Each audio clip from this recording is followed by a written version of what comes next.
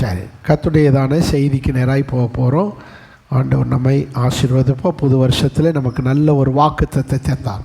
எடுத்துக்கொள்ளுங்கள். ஆதியாகம புஸ்தகம் 12வது அதிகாரம் 2வது வசனம். நான் உன்னை பெரிய ஜாதியாக்கி உன்னை ஆசீர்வதித்து உன் பேரை பெருமைப்படுத்துவேன், நீ ஆசீர்வாதமாயிருப்பாய். நல்ல பிதாவே, இந்த வசனத்தை எங்களுக்கு ஆசீர்வதிப்பீராக. இந்த வருஷத்தின் துவக்கத்தில் எங்களுக்கு கொடுத்த இந்த வாக்கு தத்தத்தை நாங்கள் 1ஆம் தேதியிலிருந்து நாங்கள் தியானித்து வருகிறோம். இன்றைக்கும் எங்களோடு இந்த வசனத்தை கொண்டு பேசுவீராக. ஒருவரும் அந்த வண்ணமாய் போகாமல் ஆசீர்வாதத்தோடு செல்ல கர்த்தர் உதவி செய்வீராக. இயேசுவின் நாமத்தில் பிதாவே, அல்லேலூயா. ஆண்டவர் நமக்கு கொடுத்த வாக்குத்தத்தம் ஆபிரகாமுக்கு கர்த்தர் கொடுத்த வாக்குத்தத்தம். ஆபிரகாமினுடைய பிள்ளைகளாக இருக்கிற நாம் அவருடைய வாக்குத்தத்தத்தில் ஆசீர்வாதத்தில் சுதந்திரிக்க, அவருக்குரிய ஆசீர்வாதத்தை நாமும் சுதந்திரிக்க பங்காளிகளாக இருக்கிறோம். ஆபிரகாம் கல்தேய தேசத்திலே இன்றைக்கி இருக்கிற குவைத்தில் தான் அன்றைக்கி இருந்தார். இன்றைக்கி குவைத்து, அன்னைக்கு கல்தேய தேசம். அந்த தேசத்தில் தான் ஆபிரகாம் இருந்தால் அவரை கர்த்தர் அழைத்து கொண்டு வந்தார். கொண்டு வந்து அவரை இந்த கானான் தேசத்தில் விட்டு சொல்கிறாரு, இந்த தேசத்தில் நீ கால் மிதிக்கு இடத்தையும் உனக்கு தருவேன், உன் சந்ததிக்கு தருவேன். நீ எவ்வளோ தூரம் கால் மிதி நடந்து தெரியும் அதையெல்லாம் உனக்கும் உன் சந்ததிக்கு தருவேன். இந்த தேசம் உனக்கு சொந்தமான தேசமாக இருக்கும். நீ தைரியமாக இந்த ஊரில் இரு. இந்த ஊரில் உன்னை யாராக்குவேன்? பெரிய ஜாதி ஆக்குவேன். நீ என்ன, இவங்க 2 பேரும் தான் இருக்காங்க, பொண்டாடி மனுஷனும், ஆபிரகாமும் சாராலும். உன்னை நான் என்ன செய்வேன்? பெரிய ஜாதி ஆக்குவேன்.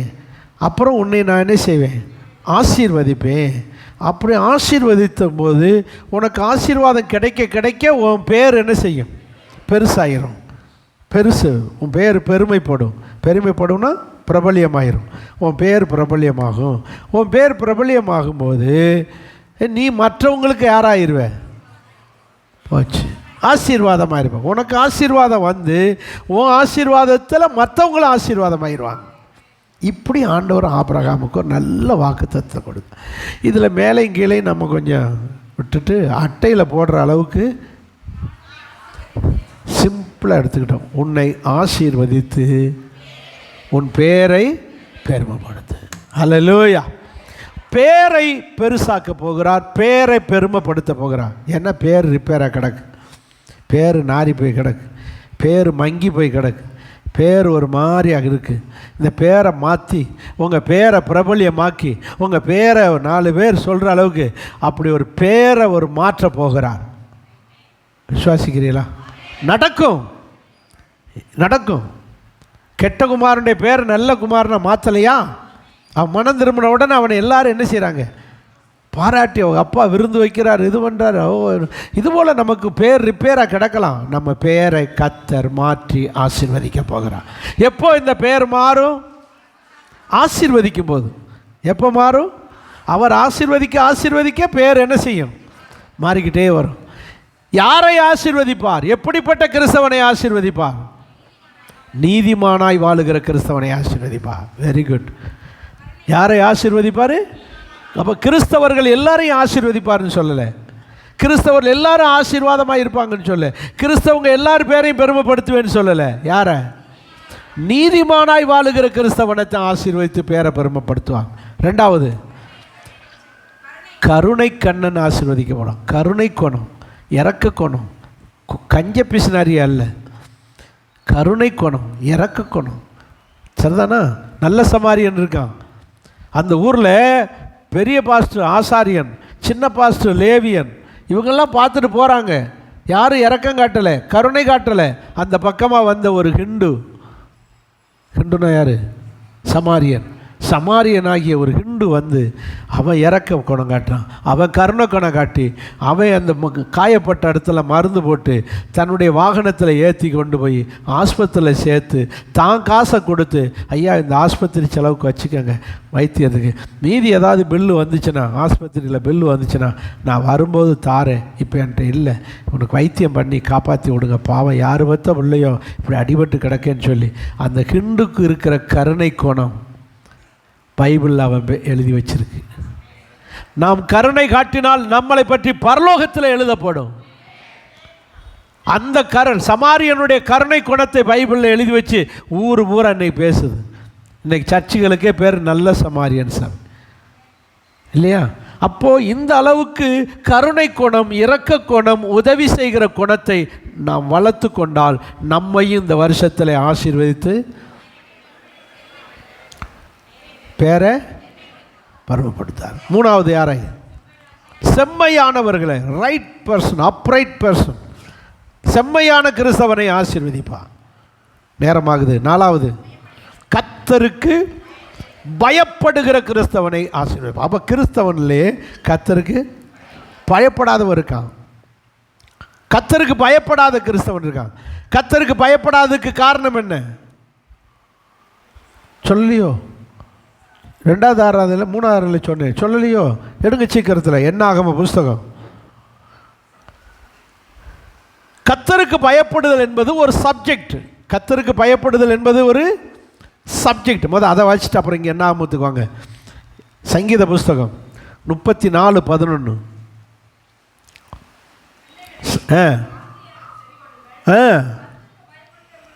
கர்த்தருக்கு பயப்படுதலை உங்களுக்கு என்ன செய்வேன்? டீச் பண்ணுவேன். அப்படின்னா படிக்க வேண்டிய ஒரு சப்ஜெக்ட், கற்றுக்கொள்ள வேண்டிய சப்ஜெக்ட். எப்படி மேக்ஸு படிக்கிறோமோ, எப்படி சயின்ஸ் படிக்கிறோமோ, அது மாதிரி எது கர்த்தருக்கு பயப்படுதல் படிக்கணும். பெற்றோர்கள் பிள்ளைகளுக்கு டீச் பண்ணணும். அதனால தான் சொல்கிறார், கர்த்தருக்கு பயப்படுகிற பெரியோரையும் சிறியோரையும். சிறு பிள்ளைகளுக்கு கூட கடவுளுக்கு எப்படி பயப்படணும், எப்படி பயப்படணும்னு சொல்லி கொடுக்கணும், டீச் பண்ணணும். பெரியவங்களுக்கும் கடவுளுக்கு பயம் தேவை, சின்னவங்களுக்கும் கடவுளுக்கு பயப்படுற பயம் தேவை. இதை கற்றுக் கொடுக்கணும், இதை கற்றுக் கொடுக்கணும். நம்ம என்ன செய்கிறோம்? மற்றதை கற்றுக் கொடுப்போம். வண்டி ஓட்ட கற்றுக் கொடுப்போம், சாப்பிட்றது எப்படின்னு கற்றுக் கொடுப்போம், எல்லாத்தையும் கற்றுக் கொடுக்குறோம்ல. எப்படி சோறை பிசைஞ்சு எப்படி உருட்டி சாப்பிடணும், அப்படி வாயை திறக்காமல் சாப்பிடணும், எல்லாத்தையும் கற்றுக் கொடுக்குறோம்ல. அதே போல் எதையும் கற்றுக் கொடுக்கணும். கர்த்தருக்கு எப்படி பயப்படணும், எப்படி பயப்படணும், பயத்தை சொல்லி கொடுக்க வேண்டும். வசனத்துக்கு நடுங்குகிறவனையே பயந்து நடுங்கணும். பைபிளை பார்த்தாலே என்ன வரணும்? வருதா? திமிரு தான் வருது. கர்த்தருக்கு பயந்து நடுங்குகிறவனை நோக்கி பார்ப்பேன். இப்போது இஸ்ரவேல் ஜனம், இங்கே 2 பேரை சொல்லி ரொம்ப 2 ரீசன் மட்டும் சொல்கிறேன், நேரம் இல்லாதனால. இது என் போன சப்ஜெக்டில் உள்ளது, ஆனால் நான் உங்களுக்கு சொல்லாமல் விட்டுட்டேன். 2 ரீசன் மட்டும் சொல்கிறேன். ஏன் கர்த்தருக்கு பயப்படுறதில்ல கிறிஸ்தவர்கள்? ஏன் கர்த்தருக்கு பயப்படுறதில்ல கிறிஸ்தவங்களுக்குள்ள? ஏன் கடவுள் பயம் இல்லை என்பதுக்கு 2 காரணம். 1 வாசிங்க, என்னாகமும் நம்பர்ஸ், புக் ஆஃப் நம்பர்ஸ் 11:12.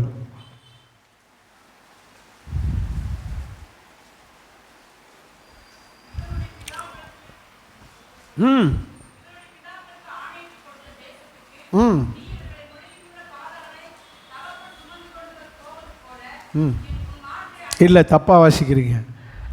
என்ன வாசிங்க? என்னாகம புஸ்தகம் 11 அதிகாரம் 12:20. 11:20.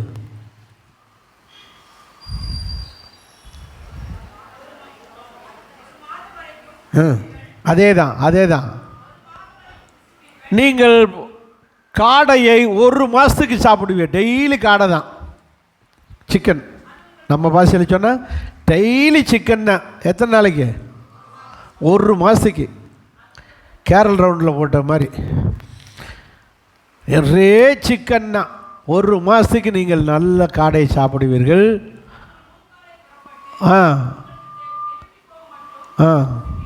அது மூக்கில் வெளியே வர்ற அளவுக்கு சாப்பிடுவீங்க. வாய் வெளியே சாப்பிட்டு எது வெளியே வருமா, அப்படி வர்ற அளவுக்கு சாப்பிடுவீங்க. உங்களுக்குள்ளே இருக்கிற கர்த்தரை அசட்டை பண்ணி, எப்படி இப்படி ரொம்ப தின்னாலே திமிரு வந்துடும். கர்த்தரை என்ன செய்கிறார்கள்? அசட்டை பண்ணுகிறார்கள். இறைச்சி இல்லைன்னு அழுத காலம் போய், வசதி இல்லைன்னு அழுத காலம் போய், வசதி வந்த உடனே அவங்க ஒரு துண்டு இறைச்சிக்கு அழுதார்கள். இப்போ நல்ல ஒரு மாதமாக இறைச்சி கொடுத்த பிறகு கர்த்தர் என்ன செய்கிறார்கள்? அசட்டை பண்ணுகிறார். புரியுதா? இதே மாதிரி தான் ஏழ்மையில் ஒழுங்காக இருந்தாங்க, கடவுளுக்கு பயந்து இருந்தாங்க. வசதி கூட கூட அசட்டை. கிடக்கார் அவர். அசட்டைன்னா எப்படி தெரியுமில்ல? அவர் கிடக்காரு, அவன் கிடக்கா, அவன் கிடக்கான். அப்படி ஒரு தனியாக ஒரு வெட்டு வரும் கழுத்து. அப்புறம் மொத்தமாக கழுத்து மாட்டிக்கிறோம். இல்லைன்னா மொத்தமாக ரொம்ப ஆட்ட விட்டுருவார். ரொம்ப ஆட்டுறதுன்னா என்ன அர்த்தம்? ஸ்ட்ரோக்கு, நரம்பு தளர்ச்சி. அதனால யாரையும் இப்படி வெட்டி பேசிய, யாரையும் இப்படி கழுத்தை வெட்டி அசட்டை பண்ணவே கூடாது. அதுக்கு மனுஷன்ட்ட பண்ணிட்டா கூட பஞ்சாயத்து என்னத்தையாவது மன்னிச்சு எடுத்து விடுவார். பெரியவற்றையே அசட்டை பண்ணக்கூடாது. கர்த்தரை அசட்டை பண்ணி பழகக்கூடாது. அப்படி பண்ணினால் கர்த்தருக்கு நீங்கள் என்ன செய்யலை? பயப்படவில்லை என்ற அர்த்தம். கர்த்தருக்கு குறித்த பயம் உங்களுக்கு இல்லை என்ற அர்த்தம். ஜெபம் பண்ண கூப்பிடுறாங்க, இருக்கட்டும் பரவாயில்ல அப்புறமா, அப்படி சொல்லக்கூடாது. எனக்கு இன்றைக்கி கொஞ்சம் வேலையாக இருக்குது, நாளைக்கு ஜெபத்துக்கு வரட்டுமா? அப்படித்தான் பேசி பழகணும். ஹலோ, அப்படி கனிவாக பேசி பழகணும். இருக்கட்டும் பரவாயில்ல, பாஸ்ட் நடத்துவார்.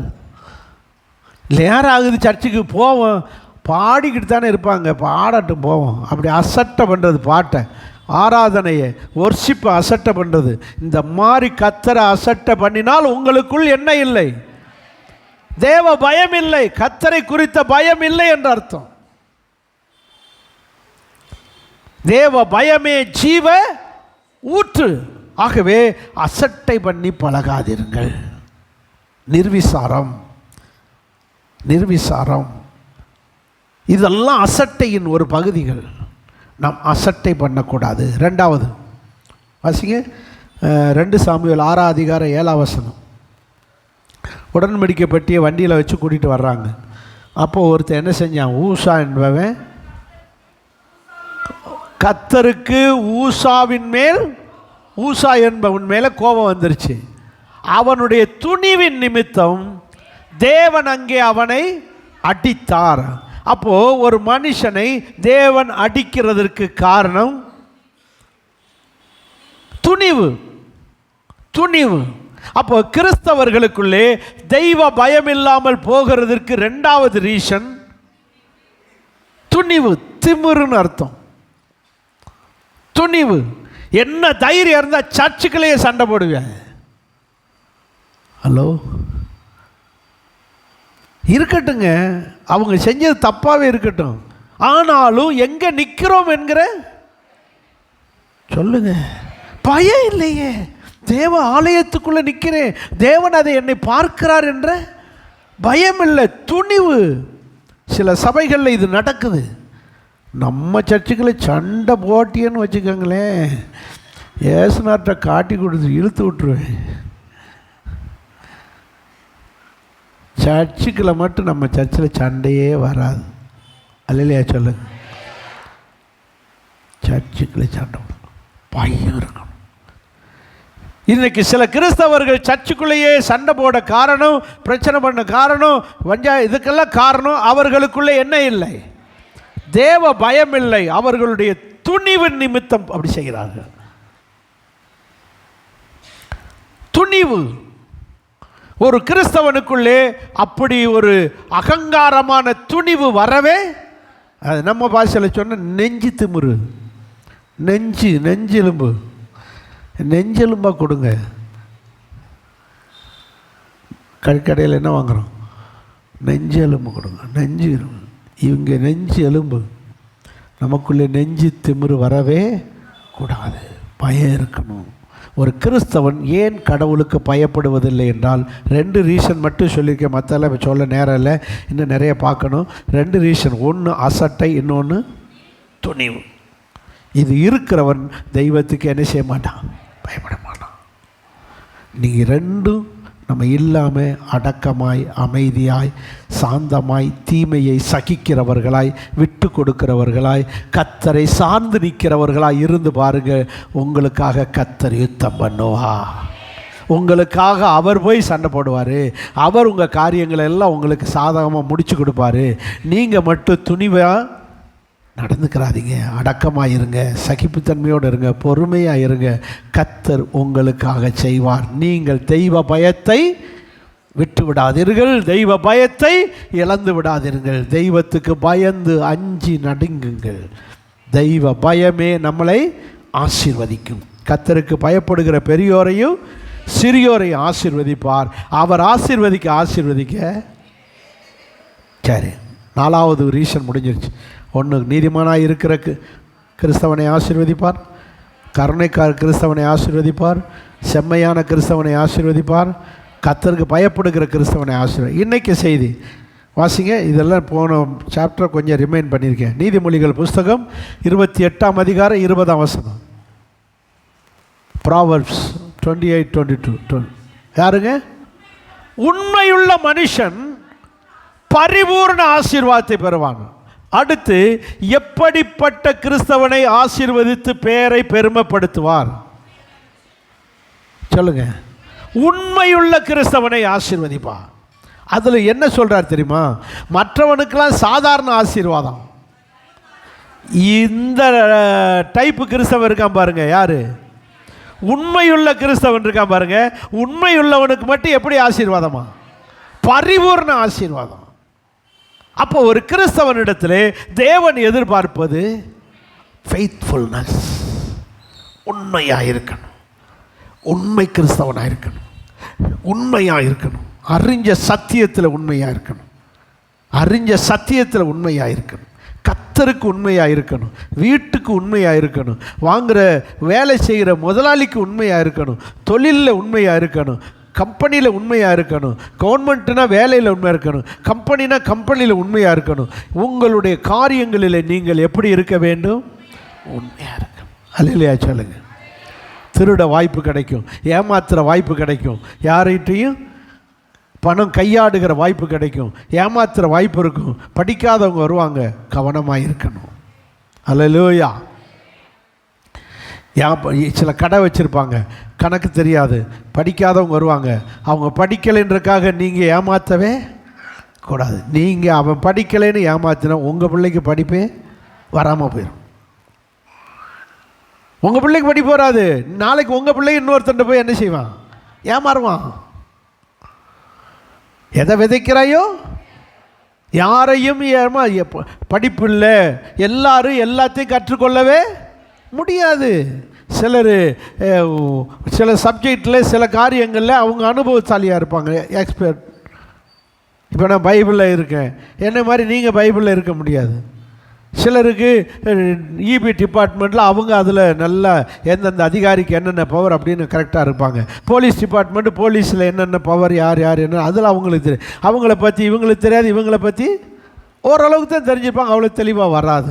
அதனால் தெரியாதனால யாரையும் ஏமாற்றவே கூடாது. நாம் உண்மையாக இருக்கணும், கடவுளுக்கு உண்மையாக. ஒரு நல்ல கிறிஸ்தவன் உண்மை கிறிஸ்தவனாக இருக்கணும். ஒரு சம்பவத்தை சொல்கிறேன், உண்மையாக இருக்கிற பற்றி. சிவகாசியில் டாபர்நாக்கிள் ஆசரிப்பு கூடாரம்னு ஒரு சர்ச் இருக்கு. அதில் பாஸ்டராக இருக்கிறவர் காபிரியல். அவங்க அண்ணே ஆலங்குளம் பக்கத்தில் மாதாங்கோயில்பட்டின்னு ஒரு ஊர் இருக்குது, அதில் பாஸ்டராக இருக்கார், டேவிட் பாஸ்டர். தெரியுதா? அங்கிட்டு போனவங்களுக்கெல்லாம் தெரியாது. இவங்க அப்பா வந்து பாஸ்டர் சுப்பையா பிள்ளை, அவர் பேர் என்னது? சுப்பையா பிள்ளை. ஆனால் அவர் ரட்சிக்கப்பட்டு டேனியல்னு மாறிட்டார். இவர் யார் அப்படின்னா ஒரு பெரிய மந்திரவாதி. யார்? இந்த சுப்பையா பிள்ளை என்கிற டேனியல். இவர் டேனியலாக மாறுறதுக்கு முன்னாடி சுப்பையா பிள்ளை, இவர் பாபநாசம் தான் இவருடைய சொந்த ஊர். எந்த ஊர்? பாபநாசம்னா என்னென்னு தெரியுமா? பாவத்தை போய் என்ன பண்ணுற இடம், நாசம் பண்ணுற இடம். அதே என்ன நாசம்? பாவநாசம். பாவத்தை நாசம் பண்ணுறோம். அது இங்கே ஒரு சின்ன பாவநாசம் இருக்குது, கரிவளந்தநல்லூர். திதி செலுத்துகிற இடம் தான், அதுக்கு பேர் தான் என்னது? திதிக்கு பூரா எங்கே போவாங்க? பாவநாசம் போங்களா? இது மாதிரி அங்கே ஒரு மந்திரவாதியாக இருக்கிறார் இவர்கிட்ட 4 வல்லமை இருக்கிறது, 4 சக்தி, 4 பேய். காளி, மாடன், வைரவன், அனுமான், 4 பிசாசு இவர்கிட்ட. 4 வச்சு ஆட்டி படைப்பார். எப்படிப்பட்டவர்களை மந்திரத்தில் சாச்சிடுவார், மை செய்கிறவர். அது கிறிஸ்தவங்களுக்கு செய்கிறதுனா ரொம்ப இன்ட்ரெஸ்ட் அவருக்கு. பிசாசு தானே. ஒரு தடவை தெருப்பிரசங்கம் பண்ண போயிருக்காங்க, அவங்கள பூரா அப்படியே நிற்க வச்சுட்டாரு. சந்தோஷம் பொங்குதே, கொட்டடிச்ச முறை நிற்கிறான். அப்படியே மைய வச்சு கை காலெலாம் அப்படியே நிற்க வச்சுருவார். அப்படிப்பட்ட மந்திர சக்தியில் கூடணும். கிறிஸ்தவங்களுக்கு அப்படி செய்ய முடியுமா? போலி கிறிஸ்தவனுக்கு நடக்கும். ஆமேன்னு சொல்லுங்க. அதனால இவருக்கு எந்த கிறிஸ்தவன்னு பார்க்க மாட்டார், முஸ்லீம் பார்க்க மாட்டார், இந்து பார்க்க, யாருக்குனாலும் மைய துணிஞ்சு செய்வார். நான் தெரியாத ஆளை சொல்ல, நம்ம பக்கத்து ஊருக்கு சிவாஜிக்காரத்தையும் சொல்லிக்கிட்டு கேட்டுக்காங்க. இப்போது சிவகாசியில் சச்சாப்காடு சர்ச்சு பழமையான சர்ச்சு. அங்கே சர்ச்சில் ஒரு விசுவாசி, அண்ணன் தம்பி 2 பேர் விசுவாசி. அதில் தம்பி வாத்தியார், அவர் தம்பி வாத்தியாராக இருக்கார், நல்ல சம்பளம். அவருக்கு பிள்ளை இல்லை, அண்ணனுக்கு பிள்ளை இருக்குது. அவருக்கு என்ன ஆசைன்னா, தம்பியை கொண்டுட்டோம்னா சொத்து பூரா நமக்கு வந்துடுமே சொல்லி மைய செய்கிறதுக்கு யார்கிட்ட போயிருக்காரு? இந்த சுப்பையா பிள்ளை பாபநாசத்துக்கார்கிட்ட போயிட்டார். பாபநாசத்துக்காரர் என்ன செஞ்சார்? கிறிஸ்தவனுக்கு மை செய்கிறதுனா என்ன இன்ட்ரெஸ்ட் அவருக்கு. வாங்க செஞ்சிடும், 6000 ரூபா ஆகுன்றிருக்கு. அப்போ 6000 ரூபா எவ்வளவு? 6000 ரூபா. நான் சொல்கிறேன் 40 வருஷம் முன்னாடி 6000 ரூபா தாரேன், என் வயலை விற்றுனாலும் தாரேன்னு கொண்டு போய் கொடுத்துருக்காரு. கொடுத்தோடனே நாளைக்கு 1 வாரத்துக்குள்ள உன் தம்பி செத்துருவான், நீ பயப்படாது. இவர் வயல் வேலைக்கு போகிறோம், அவங்க தம்பி வாத்தியார் வேலை. இவர் டெய்லி வயல் வேலைக்கு போயிட்டு வந்து பார்ப்பாரா, தம்பி இருக்கானே, அப்படியே இருக்கானேன்னு. சாகவே இல்லை. இது உண்மை சம்பவம், கட்டுக்கதையே கிடையாது. இந்த இருக்கிற சிவகாசி. காரணம் என்ன? இந்த ஆவி காளியை அனுப்பி விட்டார். காளியை அனுப்பி விட்டுருக்காரு இந்த மந்திரவாதி. காளி போய் பார்த்துருக்கு. காளி சுற்றி பார்த்துட்டு மூலியாக திரும்பிடுச்சு.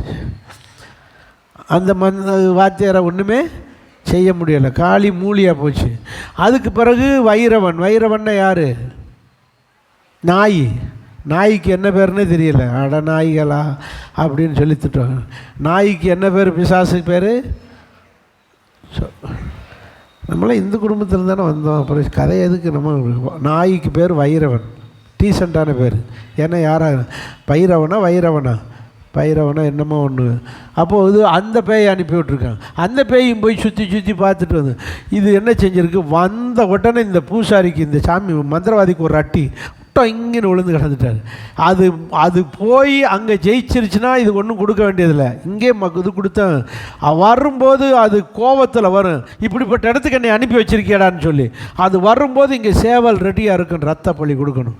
அப்போ தான் அந்த கோபத்தை தீர்க்கிறதுக்கு அந்த ரத்தத்தை குடிச்சு பேசாமல் இருந்துக்கணும். எது? அந்த பேய். அப்போது இது முதல்ல விவரம் தெரியாமல் காளிக்கிட்ட அடி வாங்கியிருக்காரு. யார்? இப்போ வைரவன் வந்தால் என்னத்தையாவது பண்ணி போடுவோம்னு சொல்லி ரெடியாக கோழியை வச்சுருந்துருக்கேன். அங்கே போயிட்டு அது ஒன்றும் செய்ய முடியலை, கிட்ட நெருங்க முடியலை, திரும்பி வந்துருச்சு. இவருக்கு ஒரு அட்டி விழுகிறதுக்குள்ள சேவலை அறுத்து கொடுத்தாரு. இவருக்கு இன்னும் ரோஷம் ஆயிடுச்சு. என்னோட 2 பேர் அனுப்பணும், 2மே ஃபெயிலியர் ஆயிடுச்சு. இனி மாடன் அனுப்போன்னு சொல்லி மாடன் அதை மாடன்னா யாருன்னு தெரியுமில்ல? மாடசாமி தெரியுதா? மாடன். அதை அனுப்பி வச்சுருக்கேன். அது போயிருக்கு. அதுக்கும் போய் சுற்றி பார்த்துட்டு என்ன செஞ்சிருச்சு? சொடலை மாடை. அது சொடலையாகி சொலண்டு போய் வந்துச்சு. அதுகாலையும் ஒன்றுமே செய்யவே முடியலை. அதுக்கும் கோபத்தில் வந்தோடனே இவர் சேவலை அறுத்து கதையை முடிச்சிட்டார்.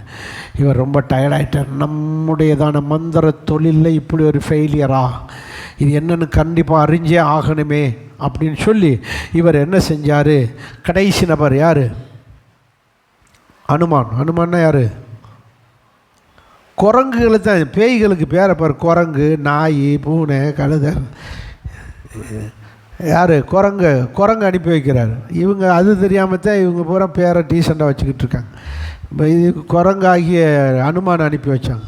இது போயிருக்கு. இது போய் சுற்றி பார்க்குது. கிட்ட அந்த வாத்தியார்கிட்ட நெருங்க முடியலை. அவர் சுற்றி அக்கினி மதில் நிற்கிது, அப்படியே நெருங்க முடியலை. சுற்றி சுற்றி பார்த்துட்டு அது கோபத்தோடு வருது மந்திரவாதிக்கிட்ட, இந்த சுப்பியா பிள்ளைகிட்ட. வந்த ஒட்டானே இவர் அறுத்து போட்டார். கோழி அறுத்துக்கிட்டே, என்னன்னே சொல்லாமல் 50 பேரும் செய்கிறியே இப்படி என்னன்னு சொன்னோன்னா, அப்புறம் அது வாளுக்கிட்ட எழுதி காட்டிச்சான். யார்? அந்த அனுமான் குரங்கு அழுது. அவன் ஒரு உண்மை கிறிஸ்தவன். எப்படி எழுதியிருக்கு? அவன் ஒரு உண்மை கிறிஸ்தவன் அப்படின்னு சொல்லிட்டு அது அப்படியே பறந்துருச்சு. இந்த 4 பேயும் இவரை அம்போன்னு அன்னைக்கோடு விட்டுட்டு போனதான். இப்போ இவருக்கு அதை அதோட இவர் ஒரு முடிவெடுத்து அது என்னன்னு அவனை போய் பார்த்துட்டு வரணும்னு சொல்லி பாபநாசத்துலேருந்து வீடை ஷிஃப்ட் பண்ணி எங்கே வந்துட்டார்? சிவகாசியில் வந்து இங்கே வந்து நோய்வாய்ப்பட்டு ரட்சிக்கப்பட்டு அதுக்கு பிறகு ஜெபம் பண்ணி குணமாகி விசுவாசியாகி ஊழியக்காரனாகி இன்னைக்கு சர்ச்சு நடத்தி அவர் பிள்ளைகள் அதே இடத்துல பாஸ்டராக இருக்காங்க. இது ஒரு உண்மை சம்பவம். அப்போ உண்மை கிறிஸ்தவனுக்கு போச்சு, வசனமே மறந்து போச்சு, பரிபூர்ண ஆசீர்வாதம். உண்மையுள்ள மனுஷனுக்கு பரிபூர்ண ஆசீர்வாதம்.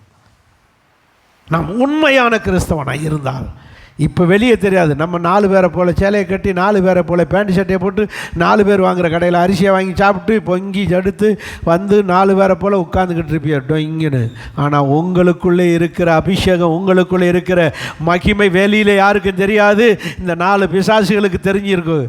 ஊரில் உள்ள பிசாசுகளுக்கு தெரியும் நீங்கள் தேவனுடைய பிள்ளை. உங்கள் கிட்ட எந்த ஆவியும் எந்த வல்லமையும் நெருங்கவே. உண்மை கிறிஸ்தவன் பரிபூர்ண ஆசீர்வாதம், பரிபூர்ண ஆசீர்வாதம். இன்னைக்கு தெரியாதுங்க. நீங்கள் உண்மையாக இருக்கிறதுக்கு பலன் இன்னைக்கு தெரியாது. இது நடந்தது உண்மை. அப்போ பாஸ்டர் உண்மையாக இருக்கிறன்னா எப்படி இருக்கிறது அதை சொல்லிடுங்க. இன்னைக்கு சொல்லிடுமா? 2 மேட்ரு தான். ஒன்று பேச்சில் உண்மை, இன்னொன்று செயலில் உண்மை. சொல்லுங்கள். பேச்சில் உண்மை. நம்மளுடைய பேச்சில் பொய் இருக்கக்கூடாது, பேச்சில் பித்தலாட்டம் இருக்கக்கூடாது, பேச்சில் பிராடுத்தனம் இருக்கக்கூடாது, பேச்சில் ஏமாத்துத்தனம் இருக்கக்கூடாது. பேச்சில் எப்படி இருக்கணும்? மோசே பேச்சிலும் செயலிலும் வல்லவனாயிருந்தான். அப்போஸ்தலர் 7:22 அவர் எப்படி இருந்தார் மோசே? போச்சு போச்சு சீக்கிரம். சரி நீங்களே எடுத்துக்கோங்க. மோசே பேச்சிலும் செயலிலும் வல்லவனாயிருந்தான். அப்படின்னா என்ன அர்த்தம்? அவன் வல்லவனாக இருந்துட்டு போகிறான், நம்ம உண்மையாக இருப்போம். அல்லேலூயா. மோசே எகிப்தியருடைய சகல சாஸ்திரங்களுக்கு கற்பிக்கப்பட்டு வாக்கிலும் பேச்சிலும் செய்கையிலும் அவன் வல்லவனாக இருந்தான். நம்ம வல்லவனாக இல்லாட்டாலும் பரவாயில்ல. அதான் நம்ம உண்மையாக இருக்கணும்.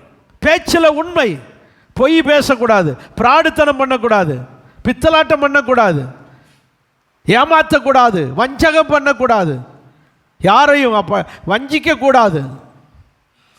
நீங்கள் உண்மையாக இருங்கள். நீங்கள் உண்மையாக இருந்தால் என் தேவன் உங்களுக்கு பரிபூர்ண ஆசீர்வாதத்தை தருவார். உங்கள் பேரை பெருமைப்படுத்துவார். உள்ளதை உள்ளதென்று சொல்லுங்கள். மிஞ்சினதை கர்த்தர் பார்த்து கொள்வார். யாரும் தலையிலும் சத்தியம் பண்ண வேண்டாம். சத்தியம் பண்ணி தான் ப்ரூவ் பண்ணணும்னு அவசியம் இல்லை. நீங்கள் உள்ளதை உள்ளதுன்னு சொல்லுங்கள். நம்பினாலும் சரி நம்பாட்டாலும் சரி கர்த்தர் பார்த்துக்கிறார். ஆமேன்னு சொல்ல மாட்டீங்களே.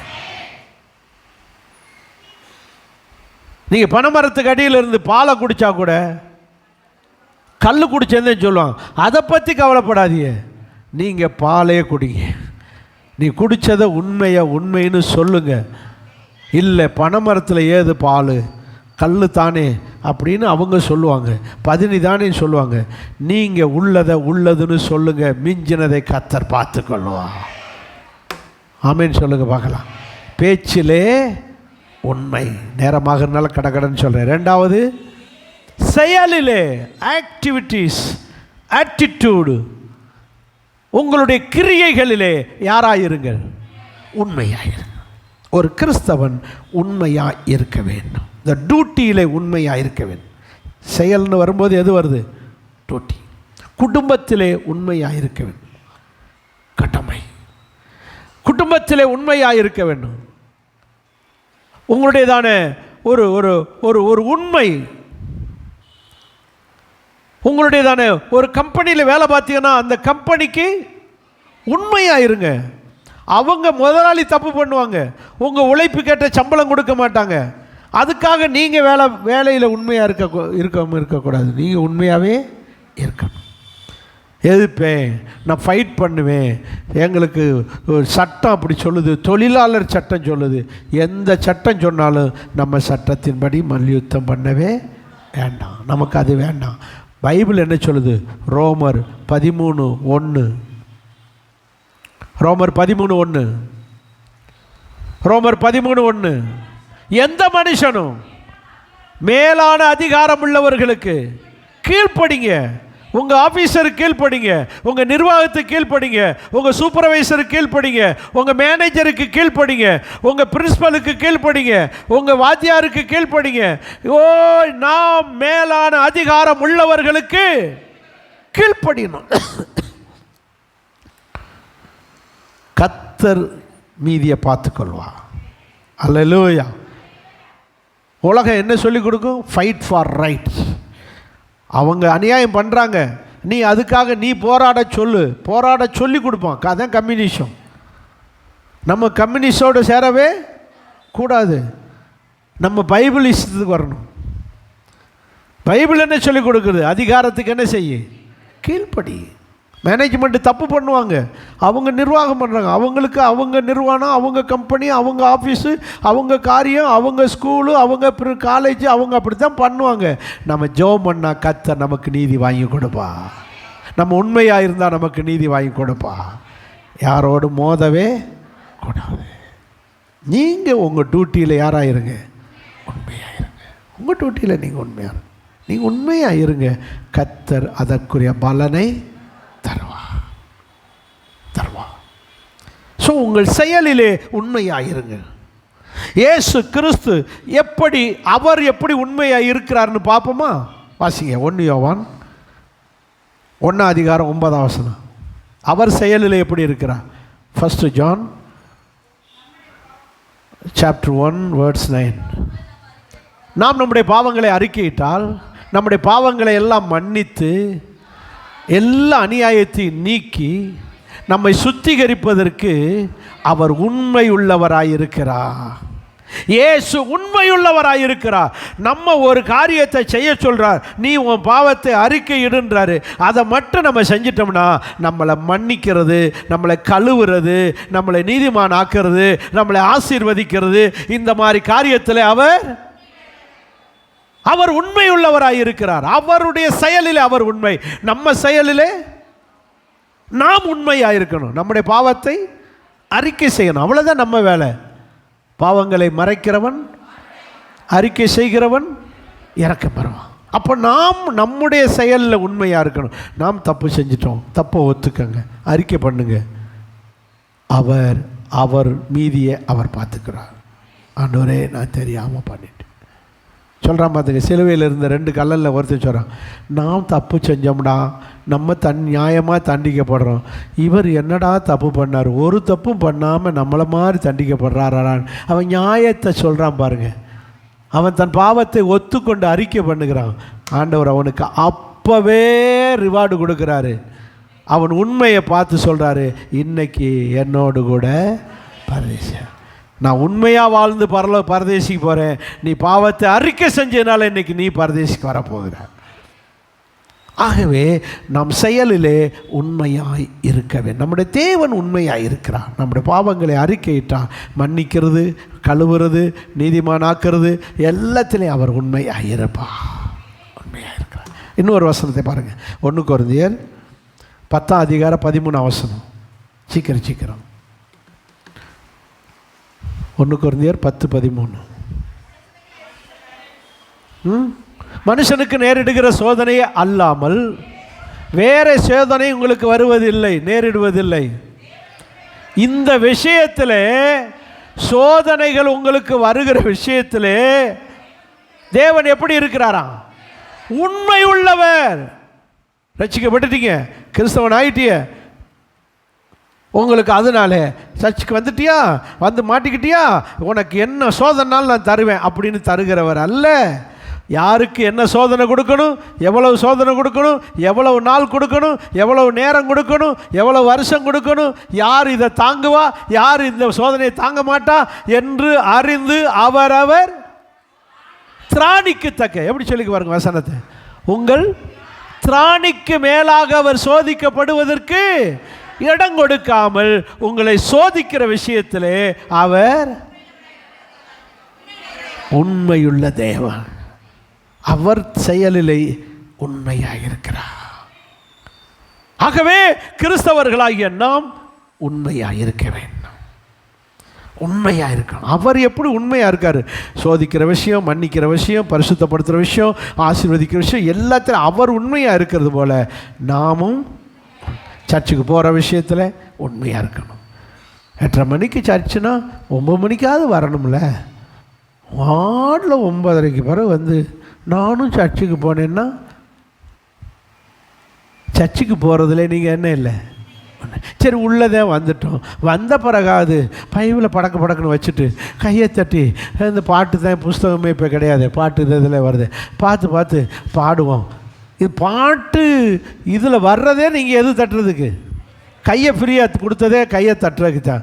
நீங்கள் அப்போவும் கை தட்டாமல் வாயை தட்டாமல் விரைச்சி போய் குளிரில் விரைச்சி போய் இருக்கிற மாதிரி அப்படியே விரைச்சி போய் உட்காந்துக்கிட்டு அப்படியே சந்தோஷம் பங்குதே, சந்தோஷம் பங்குதே, சந்தோஷம் என்னில் பங்குதே,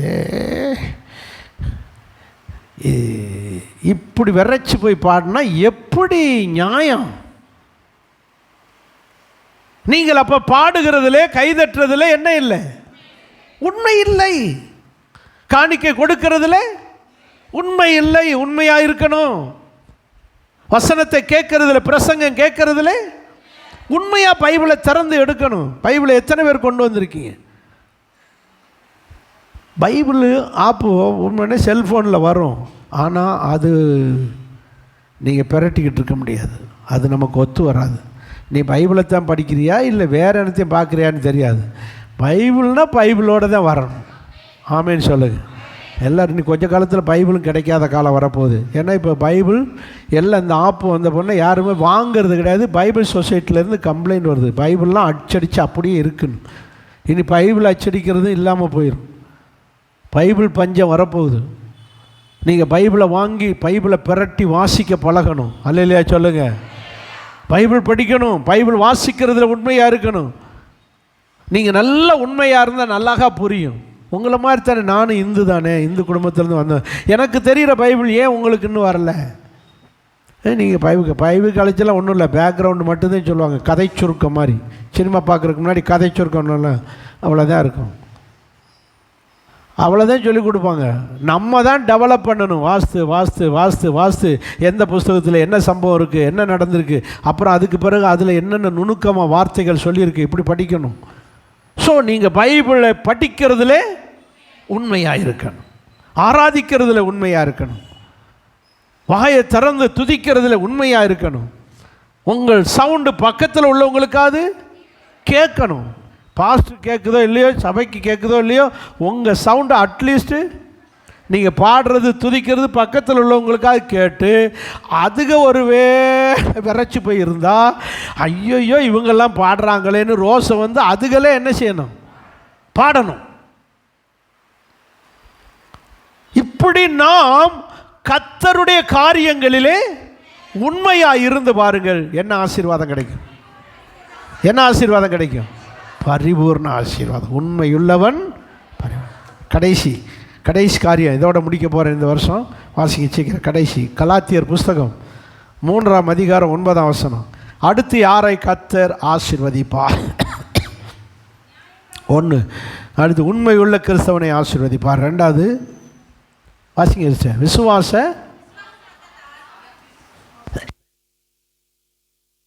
விசுவாச மார்க்கத்தார் விசுவாசமுள்ள ஆபிரகாமோடு கூட ஆசீர்வதிக்கப்படுகிறார்கள், ஆசீர்வதிக்கப்படுவார்கள். யாரு? விசுவாச மார்க்கத்தார். யாரோட சேர்ந்து? விசுவாசித்த ஆபிரகாமோடு கூட. ஆபிரகாமும் விசுவாசித்தான், அவனுக்கு அது நீதியாக்க எண்ணப்பட்டது, அவர் நீதிமான் ஆனார். இதுபோல நீங்களும் நானும் விசுவாசிக்கிறோம், ஆகவே நம்மளையும் கர்த்தர் நீதிமான் ஆக்கி இருக்கிறார். ஆகவே நாமும் என்ன மார்க்கத்தார்? விசுவாசம். இது என்ன விசுவாச மார்க்கத்தார்னா என்ன? உங்களுக்கு சொல்லி தந்துறேன் சுருக்கமாக. பைபிளில் 2 மார்க்கம் இருக்குது நீதிமான் ஆகிறதுக்கு. புரியுதுங்களா? தப்பு செஞ்சவன் தண்டனையிலிருந்து தப்பித்து நீதிமானாக மாறுறதுக்கு 2 மார்க்கம் இருக்குது. ஒன்று, செய்த தப்புக்கு பழி செலுத்தி மிருகத்தை, ஆடோ மாடோ புறாவையோ பழி செலுத்தி மன்னிப்பு பெற்று நீதிமானாக்கப்படுதல். இது ஒரு மெத்தடு. ஏன் ஆடு மாடு புறா 3 தான், வேறு எதுவும் கிடையாது. ரொம்ப சின்ன பாவம்னா புறா, கொஞ்சம் பெரிய பாவம்னா ஆடு, அதை விட பெரிய பாவம்னா மாடு. சரிதானா? இதுதான் பழி பொருளாக இருக்கிறது. பழைய ஏற்பாட்டில் தூங்கக்கூடாது. 2 நாள் கையை உயர்த்தி அல்லையா சொல்லுங்கள், கையை கசக்கி அல்லையா சொல்லுங்கள், அப்படியே அந்த கண்ணில் வச்சுக்கிட்டு அல்லையா சொல்லுங்கள். உங்கள் கண் அப்படியே தூக்கம் சாகட்டும். அல்லையா சொல்லுங்கள். புரிஞ்சுதா? சரி, இப்போ சொல்லுங்கள். நீங்கள் 2 மார்க்கம் இருக்கிறது. ஒன்று, அன்றைக்கு ஆபிரகாம் காலத்திலேயே பழி செலுத்தித்தான் என்ன பெற்றார்கள்? பாவ மன்னிப்பு. அதனால தான் என்ன பீடம் இருந்துச்சு? பலிபீடம். ஆசரிப்பு கூடாரத்தில் பலிபீடம். பழி செலுத்தித்தான் செய்த பாவத்துக்கு மன்னிப்பை பெற்று நீதிமானாக. இல்லைன்னா செஞ்ச பாவத்துக்கு என்ன உண்டு? தண்டனை உண்டு. அப்போ பழி செலுத்தித்தான் நீதிமான் ஆக முடியும். இன்னொரு மார்க்கம் புதுசாக உருவானது, விசுவாசித்து நீதிமான் ஆகிறது. ரோமர் 5:1.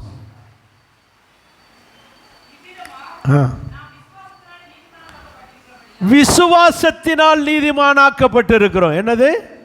விசுவாசம். இங்கே வாங்க, கலாத்தியர் 3:6. கலாத்தியர் 3:6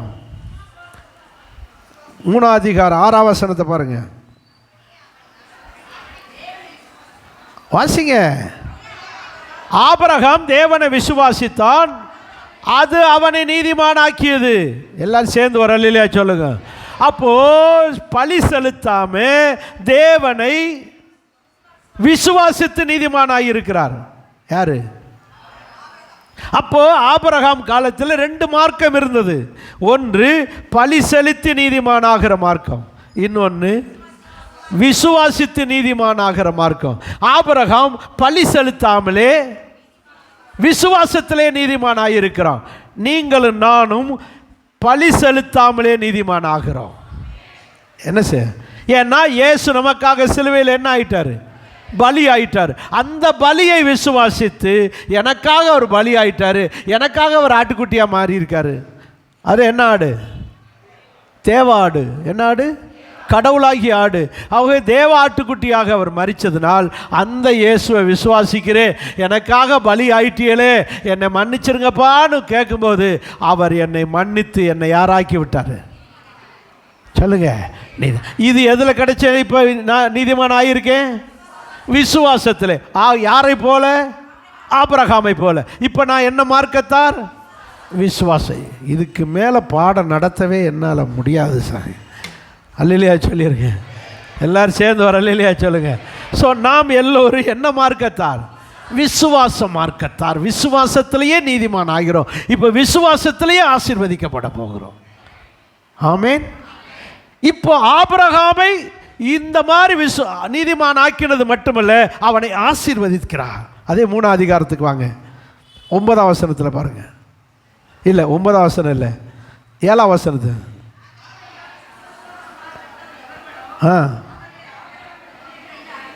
பார்த்தீங்களா? விசுவாச மார்க்கத்தாரை அவர் இல்லை 8ஆம் வசனத்தினுடைய பின்பகுதி, 8ஆம் வசனத்தினுடைய பின்பகுதியை பாருங்க.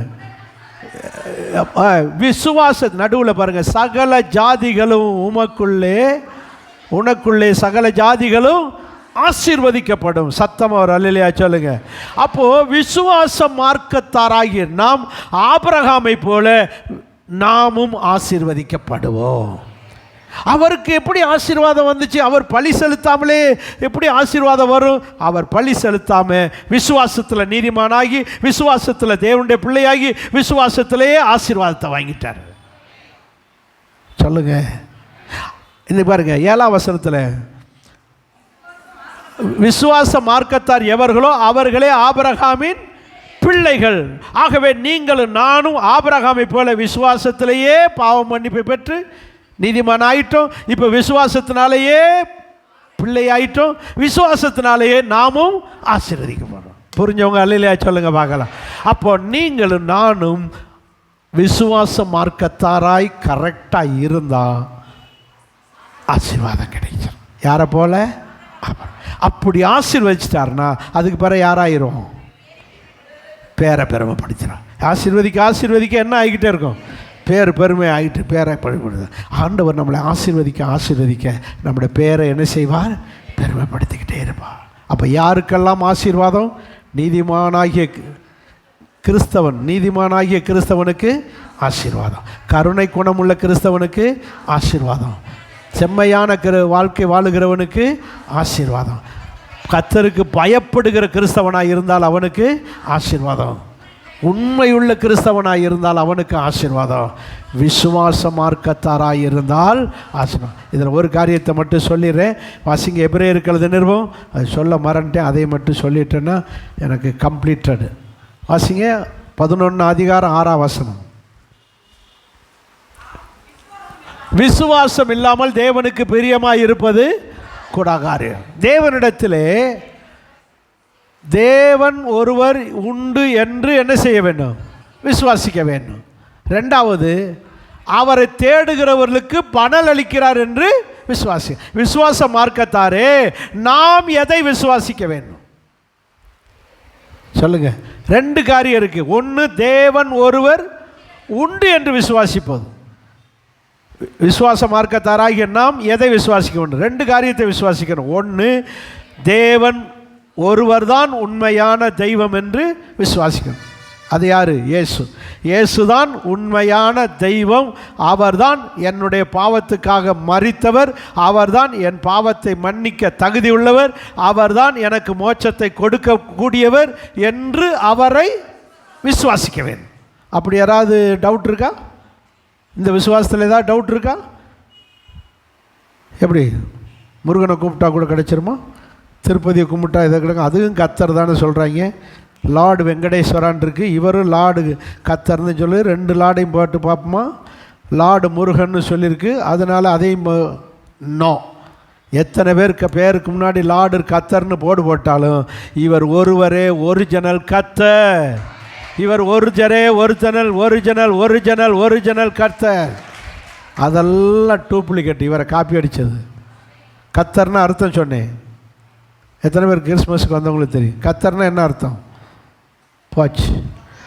போச்சு, நான் பட்ட பிரயாசமெல்லாம் வீணா போச்சு. கத்தர்னா அர்த்தம்னு சொன்னேனே. ஓனர், மாஸ்டர், அடாடாடா, கத்தருக்கே இன்னும் அர்த்தம் தெரியாமல் நீங்கள் கத்தாவேன்னு கூப்பிட்டு நீங்கள் எங்கே போய் பரலோகம் சேர? உங்களை கொண்டு போய் இன்னும் பரலோகம் சேர்க்கறதுக்குள்ள கத்தர்னு அர்த்தம் என்ன? Owner, master. அவர் தான் இந்த பூமிக்கு ஓனர், அவர் தான் உலகத்துக்கு ஓனர். அதனால தான் இந்த கத்தர்ன்ற பேர் தேவனுக்கு வரும், ஏசப்பாவுக்கு முன்னாடியும் கத்தர்னு. கத்தராகிய இயேசு கிறிஸ்து, கத்தராகிய தேவன். ஏன்னா 2 பேருமே யாரு? ஓனர். ஆனால் இன்னைக்கு நிறைய பேர் தங்களை கத்தர்னு சொல்றாங்க. நோ, அவ்வளவு டூப்ளிகேட்டு. இயேசு அவர்தே கத்தர் என்று விசுவாசிக்க வேண்டும். அவரே என் பாவத்தை மன்னிக்கிற இரட்சகர் என்று விசுவாசிக்க வேண்டும். புரிஞ்சவங்க அல்லையா சொல்லுங்க. இது முதல் விசுவாசம். இது எல்லாருக்கும் இருக்கும். 2வது விசுவாசம் இருக்கு. எபிரேயர் 11:6. அவர் தேடுகிறவர்களுக்கு பலனளிக்கிறார் என்று விசுவாசிக்க வேண்டும். இந்த ரெண்டாவது விசுவாசம் என்னன்னா, கர்த்தரை இப்படியே இயேசுதான் உண்மையான தெய்வம், இயேசுதான் உண்மையான தெய்வம், அவர் தான் சிலுவையில் மரித்த தெய்வம், அவர் தான் பாவத்தை மன்னிக்கிற தெய்வம், இப்படி சொல்லிக்கிட்டு வீட்டுக்குள்ளேயே பாயாசம் கண்டிக்கிட்டு இருக்கக்கூடாது. ரெண்டாவது ஒரு விசுவாசம் இருக்கு, அவரை தேடணும். அப்படி தேடுகிறவர்களுக்கு தான் பலன் கிடைக்கும். அவரை தேடுகிற கிறிஸ்தவனாக இருக்கணும். ஜெபம் பண்ணணும். ஜெபம் பண்ணுவது தேடுவது, பைபிள் வாசிப்பது தேடுவது, சர்ச்சுக்கு போவது தேடுவது, காணிக்கை செலுத்துவது தேடுவது, ஊழியம் செய்வது தேடுவது. இப்படி கர்த்தரை தேடுகிறவர்களுக்கு தான் பலன் கொடுப்பா. ஆமென். இதையும் என்ன செய்யணும்? விசுவாசிக்கணும். தேடுகிறவர்களுக்குத்தான் பலன் அளிக்கிறார் என்று விசுவாசிக்க. இப்படிப்பட்ட விசுவாச மார்க்கத்தாராக இருக்க வேண்டும்.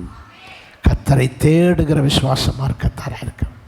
வெறும் விசுவாச மார்க்கத்தார்னு மட்டும் அப்படியே சொல்லிக்கிட்டு இன்றைக்கி நிறைய கிறிஸ்தவங்க, நானும் கிறிஸ்டியன், நாங்கள் எங்கள் தாத்தா காலத்திலேயே நாங்கள் கிறிஸ்டியன் ஆகிட்டோம், அப்படியே அவங்க அந்த காலத்தில் பூசாரியாக இருந்தாங்க, நீ இப்போ என்ன செஞ்சுக்கிட்டு இருக்க, நீ ரோட்டில் சுற்றிக்கிட்டு இருற, பீடி குடிச்சிக்கிட்டு அலையிற, சாராயம் குடிச்சிட்டு அலையிற, நீ அப்படி கிறிஸ்தவன் அல்ல, நீ 3 தலைமுறையாக இருக்கலாம், 4 தலைமுறை கிறிஸ்தவனாக இருக்கலாம், நீ இப்போ கர்த்தரை தேடுகிறாயா?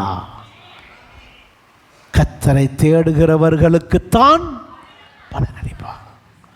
ஆகவே விசுவாச மார்க்கத்தார் என்று சொல்லி சர்ச்சுக்கு போகாமல் கர்த்தரை தேடாமல் இருக்கவே கூடாது. நாம் கர்த்தரை தேடுகிற கிறிஸ்தவனாக இருப்போம், விசுவாச மார்க்கத்தாராக இருப்போம். கர்த்தர் நம்மை ஆசீர்வதிப்பார்.